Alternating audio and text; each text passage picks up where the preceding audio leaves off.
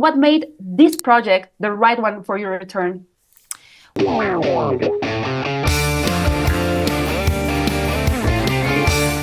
the first time in a really long time, I felt alive again. I felt like the bitch again. Mom, she's fine. It's not that bad. Hi guys, thank you so much for having me. So first of all, congratulations. Thank you. Thank you so much. I think it's very interesting how this film seems to mirror your own break from acting, especially since your last role was also with Mr. Jamie. So I think that there's like a certain sense of a full circle here. So I wanted to ask you, what made this project the right one for your return? It was a moment in time where I would consider it doing something really only because of the people involved. When this film came across as an opportunity, my husband and I spoke about, we're like, maybe it's time to mix things up a little bit. But I only thought that because I knew I would be working with Jamie. I knew I would be working with a great partner, the talent of a generation, getting to be able to go and make something fun and entertaining. The fact that I could come back and still do that after a decade, that I was being invited back to do it. I felt really privileged and said, yeah, let's go do this. Let's make this happen. And we're so proud of the film. Yeah. And I think that actually something that the film stands out for is the chemistry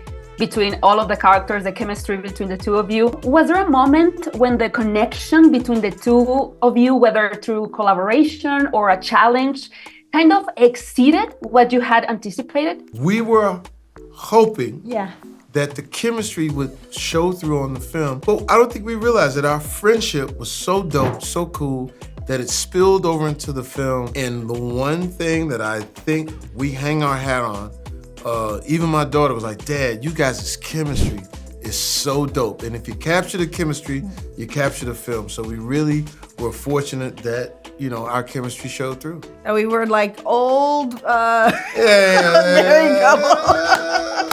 Like we were an old married couple. Soccer balls. With teenagers. About to go get these soccer, this gas van. Did you pick up the dry cleaning? That was, to me, that was some of the best parts. Those little parts of where make sure you pick up the dry cleaner, make it down. And I think that also a very interesting aspect of the film is how these parents, they are trying to hide their true selves on the beginning of the movie, but only to uncover like a stronger connection with their children once they are exposed. Has there ever been something in your career that maybe you initially resisted but later became a major part of your journey? I think you just, when you get into this line of work, you just grab hold and hold on.